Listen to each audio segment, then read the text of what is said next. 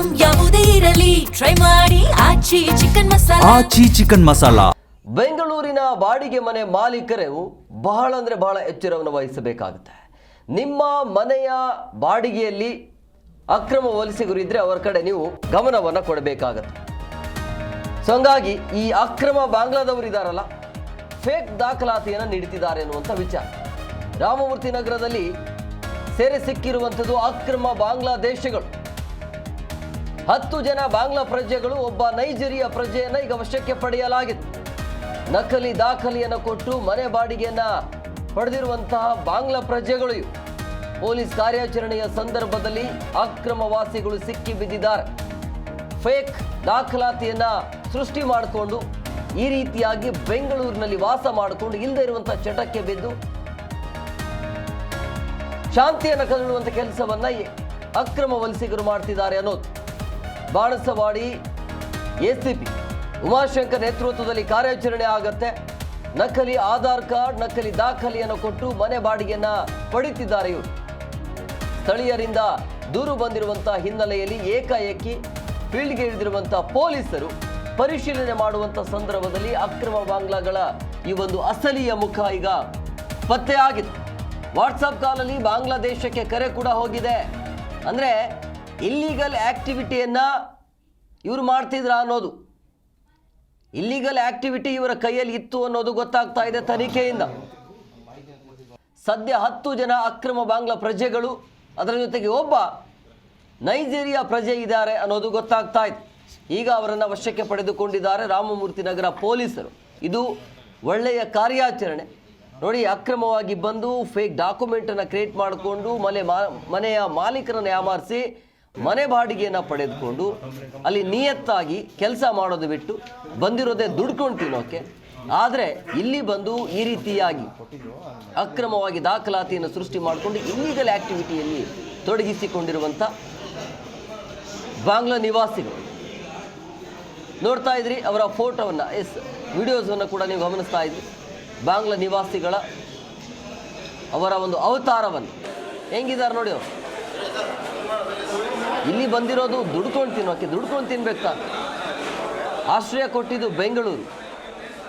ಪಾಪ ಇರಲಿ ಅಂಥೇಳಿ ಮಾಲೀಕರು ಕೂಡ ನಂಬಿರ್ತಾರೆ ಅವರ ಆಧಾರ್ ಕಾರ್ಡವನ್ನು ನೋಡಿ. ಆದರೆ ಅದೆಲ್ಲ ಫೇಕ್ ಅನ್ನೋದು ಮಾಲೀಕರಿಗೆ ಗೊತ್ತಾಗೋದಿಲ್ಲ. ಸೊ ಹಂಗಾಗಿ ಇನ್ಮೇಲೆ ಮಾಲೀಕರು ಎಚ್ಚೆತ್ಕೊಳ್ಬೇಕಾಗತ್ತೆ. ಯಾಕೆ ಹಿಂಗಾಗತ್ತೆ, ಏನು ಎತ್ತ, ಅವರ ಕೆಲಸ ಕಾರ್ಯ ಏನು, ಅವರ ಆಕ್ಟಿವಿಟಿ ಏನಿರುತ್ತೆ ಅನ್ನೋದು ಮಾಲೀಕರು ಕೂಡ ಎಚ್ಚೆತ್ಕೊಳ್ಬೇಕು. ಅಲ್ಲಿರುವಂಥ ಅಕ್ಕಪಕ್ಕದಲ್ಲಿದ್ದವರು ಕಂಪ್ಲೇಂಟ್ ಮಾಡ್ತಾರೆ. ದೂರನ್ನು ಕೊಟ್ಟಾದ ನಂತರ ರೇಡ್ ಮಾಡುವಂಥ ಸಂದರ್ಭದಲ್ಲಿ, ಕಾರ್ಯಾಚರಣೆ ಮಾಡುವಂಥ ಸಂದರ್ಭದಲ್ಲಿ ಸಿಕ್ಕಾಕಿಕೊಂಡಿದ್ದಾರೆ. ಆದರೆ ಇವರು ಮಾಡ್ತಿರೋದು ಕೆಲಸ ಇಲ್ಲೀಗಲ್.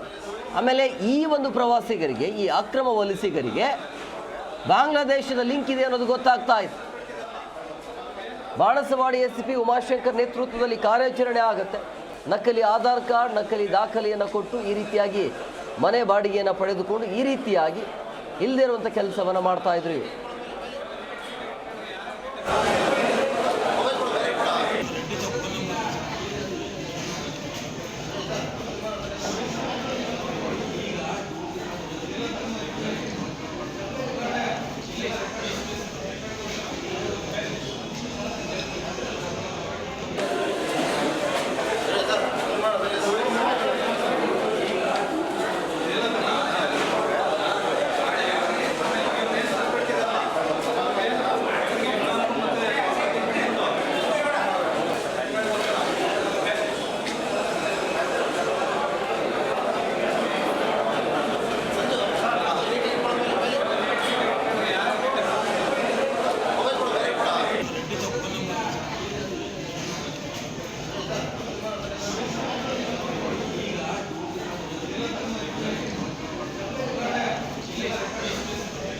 ಈ ಬಗ್ಗೆ ಮತ್ತಷ್ಟು ಮಾಹಿತಿ ನೀಡ್ತಾರೆ ನಮ್ಮ ಪ್ರತಿನಿಧಿ ಬಾಲಕೃಷ್ಣ. ಫೋನ್ ಸಂಪರ್ಕದಲ್ಲಿದ್ದಾರೆ.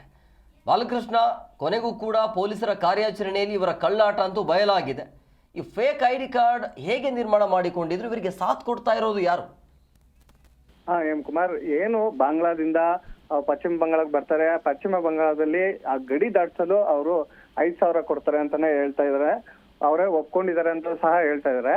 5,000 ಕೊಟ್ಟ ನಂತರ ಅಲ್ಲಿ ಆಧಾರ್ ಕಾರ್ಡ್ ಮಾಡಿಸ್ಕೊಳ್ತಾರೆ. ಆಧಾರ್ ಕಾರ್ಡ್ ಮಾಡಿಸ್ಕೊಂಡ ನಂತರ ಈ KR ಪುರಂ ಸೇರಿದಂತೆ ಬೆಂಗಳೂರಿನ ಹೊರವಲಯಗಳಲ್ಲಿ ಬಂದು ಈ ತ್ಯಾಜ್ಯ ಏನ್ ವಿಲೇವಾರಿ ಮಾಡ್ತಾರೆ ಆ ಘಟಕಗಳಲ್ಲಿ ಕಾರ್ಯನಿರ್ವಹಿಸ್ತಾ ಕೆಲವೊಂದು ಸ್ಥಳ ನೆಲೆಯೂರ್ತಾರೆ. ನಂತರ ಅನ್ಯ ಕೆಲಸಗಳಲ್ಲಿ ಇವರು ಸಕ್ರಿಯವಾಗಿ ಭಾಗವಹಿಸ್ತಾರೆ ಅಂತಾನೆ ಹೇಳ್ಬೋದು. ಈಗಾಗಲೇ ಆ ಸಂಬಂಧ 10 ಮಂದಿಯನ್ನು ಈಗ ವಶಕ್ಕೆ ಪಡೆದು ಅವರ ಫೋನ್ ನಂಬರ್ ಹಾಗೂ ವಾಟ್ಸ್ಆಪ್ ಕಾಲ್ಗಳ ಮೂಲಕ ಅವ್ರನ್ನ ಪತ್ತೆ ಹಚ್ಚಿದ್ದಾರೆ. ಅದಲ್ಲದೆ ಅವರ ಅಕೌಂಟ್ ನಂಬರ್, ಬಾಂಗ್ಲಾದೇಶದಲ್ಲಿ ಏನು ಅಕೌಂಟ್ ಟ್ರಾನ್ಸಾಕ್ಷನ್ ಆಗ್ತಿದೆ, ಮತ್ತೆ ಅವರ ಸ್ಥಳ, ಅವರ ಆಧಾರ್ ಕಾರ್ಡ್ ಮತ್ತೆ ಮೂಲ ದಾಖಲೆಗಳನ್ನು ಪರಿಶೀಲಿಸಿ 10 ಜನರನ್ನ ಈಗಾಗಲೇ ವಶಕ್ಕೆ ಪಡಿಸಿದ್ದಾರೆ. ಅದರಲ್ಲಿ ಒಬ್ಬರು 11 ಜನ ಪೈಕಿ ಒಬ್ಬರು ನೈಜೀರಿಯಾದವರನ್ನು ಸಹ ಈ ಸಂದರ್ಭದಲ್ಲಿ ವಶಕ್ಕೆ ಪಡೆದಿದ್ದಾರೆ. ಅದಲ್ಲದೆ KR ಪುರ, KR ಚಂದ್ರಸಂದ್ರ, ಕನಕನಗರ, ರಾಂಪುರ ಈ ಸೇರಿದಂತೆ ಸುತ್ತಮುತ್ತಲ ಬೆಂಗಳೂರಿನ ಹೊಲವಲಯದಲ್ಲಿ ಇವ್ರನ್ನ ಪತ್ತೆ ಕಾರ್ಯ ಚುರುಕು ಮಾಡಿದ್ದಾರೆ ಅಂತಾನೆ ಹೇಳ್ಬೋದು. ಎಂ ಕುಮಾರ್, ಈಗ ACP ಬಾಣಸ್ವಾಡಿ ACP ಏನಿದ್ದಾರೆ ಉಮಾಶಂಕರ್ ನೇತೃತ್ವದಲ್ಲಿ 150 ಸಿಬ್ಬಂದಿ ಈ ಕಾರ್ಯಾಚರಣೆಯಲ್ಲಿ ಭಾಗವಹಿಸಿ ಯಶಸ್ವಿಯಾಗಿದ್ದಾರೆ ಅಂತಾನೆ ಹೇಳ್ಬೋದು. M Kumar. Yes, okay, thank you Balakrishna ನಿಮ್ಮೆಲ್ಲ ಡೀಟೇಲ್ಸ್ಗಾಗಿ.